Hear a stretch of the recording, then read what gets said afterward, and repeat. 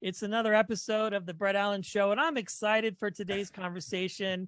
I mean, as a kid, I watched you race on television, and now you're commentating, and you just have a whole bunch of other things. We're talking with NASCAR.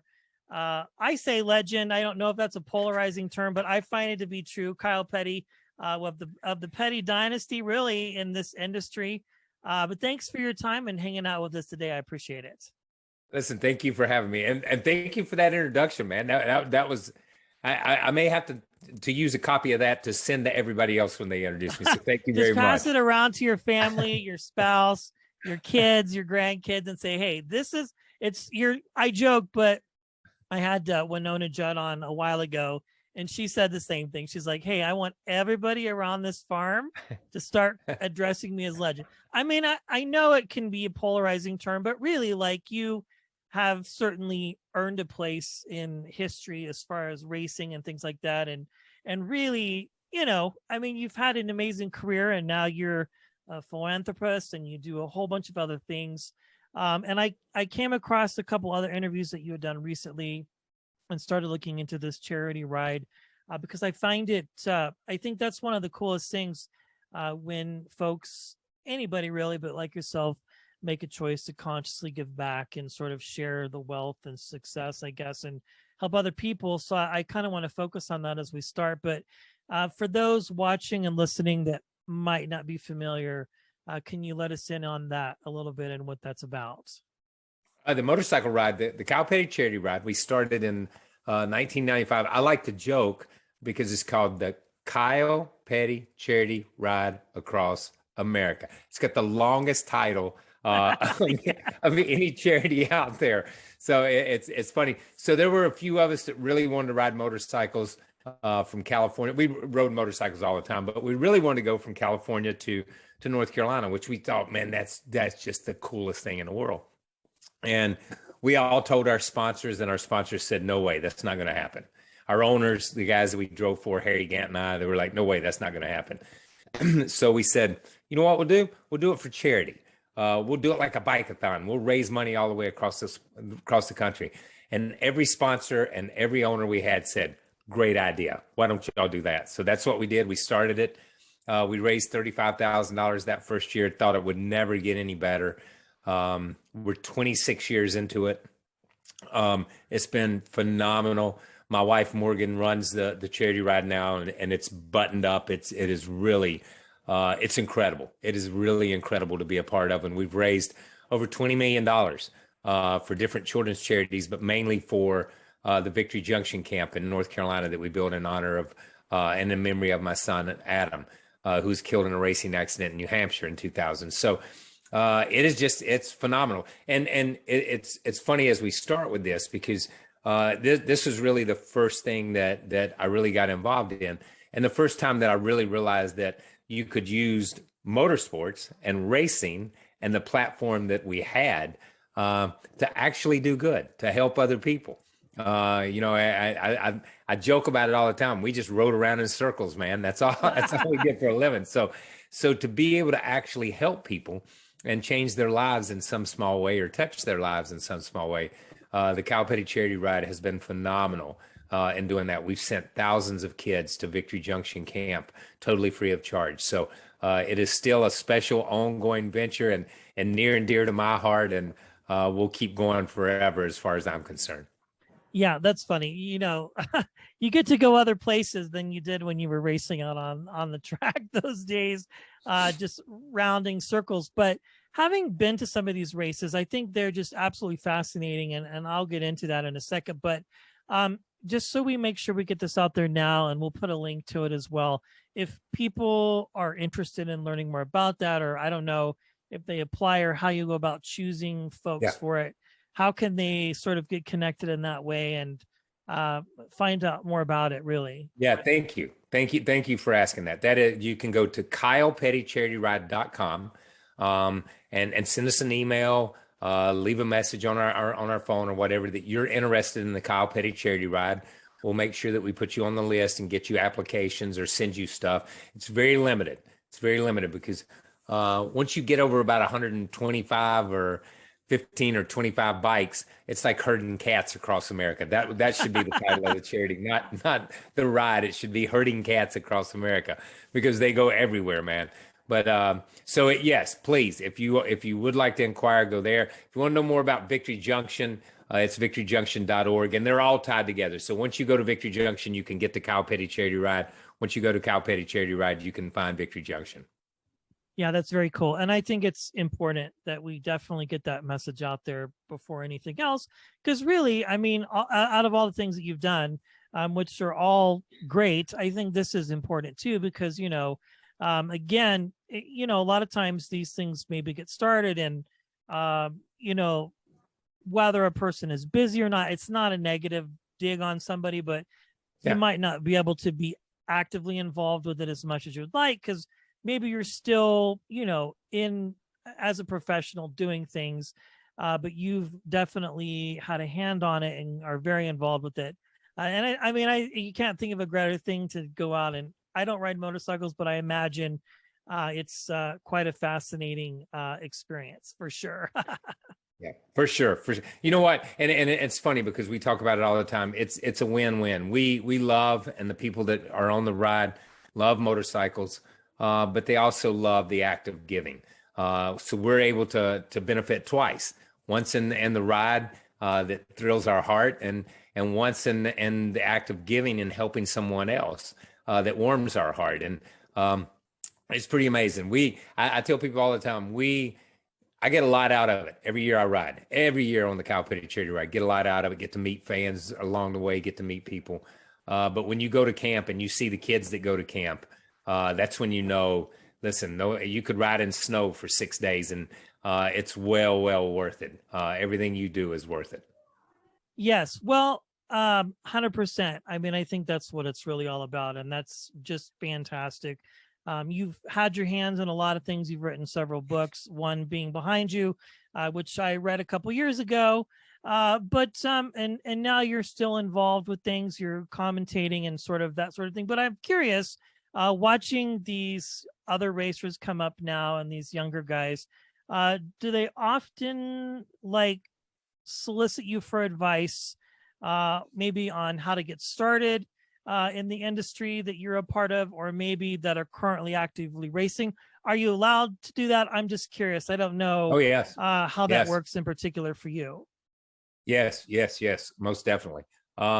It's a small community. And it's funny because I see all the records on the wall behind you and all the albums and all the stuff. And once you get to, and I want to say this in the nicest way possible. Once you get to that elite state in any sport, it's a very small community. It's a very small community. And everybody knows each other and everybody knows what each other's doing. And you may be competitive, but you're friends and you respect what the other person does. And racing's that same way. I think I talk to a lot of parents who have kids that are coming along. What's it going to be like? What's it going to be like for them, when they get there?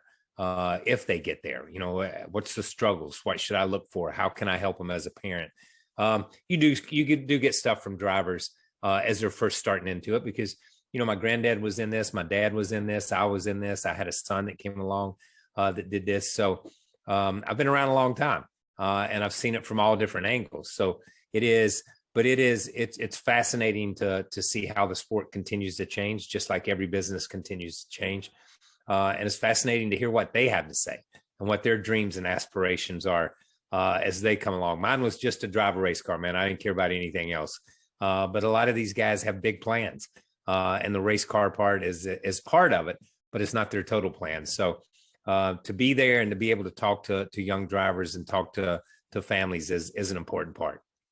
Yeah, I mean, I imagine obviously the industry, the racing industry has changed obviously since you started, or even when your son raced or whatever. But it's interesting that you say that, that racing is a small part of it.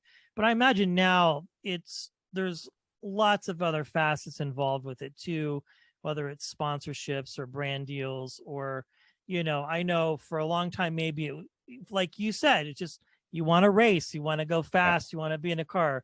I had the pleasure of talking with Mr. Andretti a long time ago, and he said the same thing, not to name drop, but he mentioned, when he started, he just wanted to race cars, and now it's so different. There's a lot of science behind it, and how cars race and that sort of thing.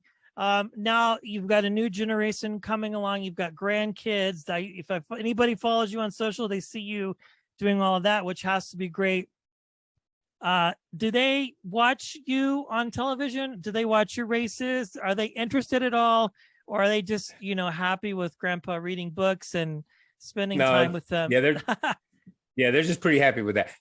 So the funny part is it's just like my dad. My dad to a generation of people was known as Richard Petty. Then he won so many races. To the next generation, he was known as the King. And then to the next generation, he's been in all of the Cars franchise movies.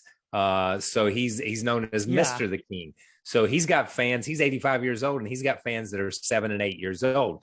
I was in Cars 3 as Cal Weathers. So I get a lot of kids that know me from that part of it. And that's the best part is the kids that know you from the movies.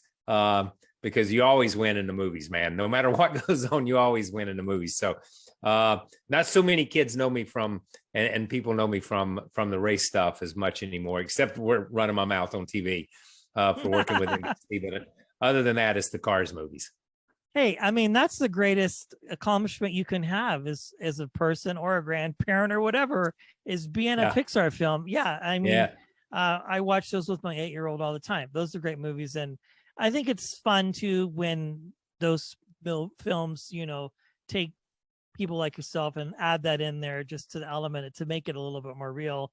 And they just actually now have a series on Disney Plus. They've kind of continued it on and on. Well, that's very cool. Again, just your career, and of course, your book, Swerve Die, that's a great one as well. And then the foundation. So, we're coming to the end of the summer here. You've been busy. Are you getting ready for the holidays yet? I know Thanksgiving's going to be here before we know it. It's already the middle of September. Yes. But you know what? The problem with our season, our season runs until the week before Thanksgiving.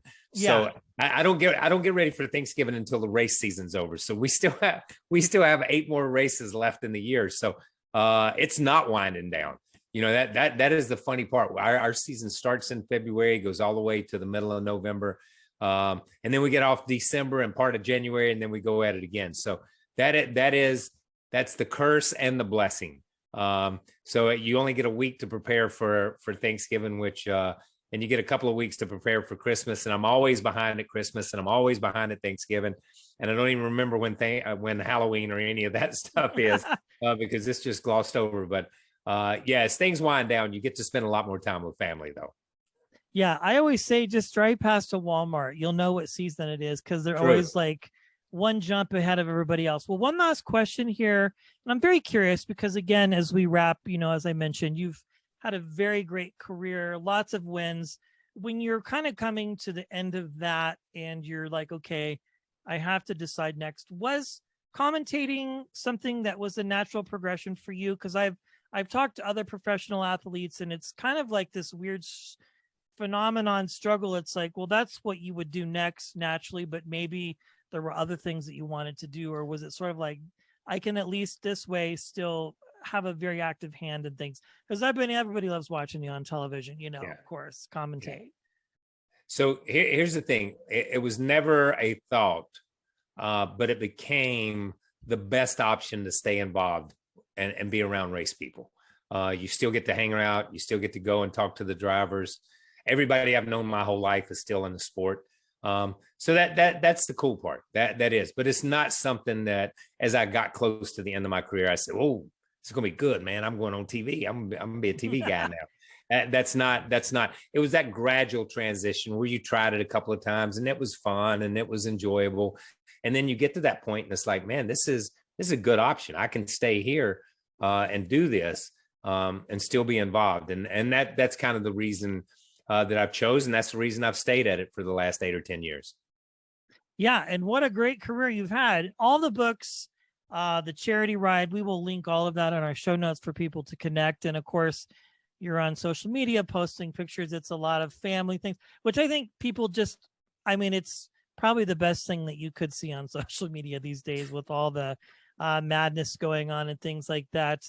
Well, thank you so much for your time, and I really appreciate it. And I'm excited to watch the rest of the season. I'm just now introducing my son to racing, and we got a chance to go to a race in Napa just right before we moved to Colorado. So that was a lot of fun, and just, I mean, it's, if you've never been to a race before, everybody, you have to do it.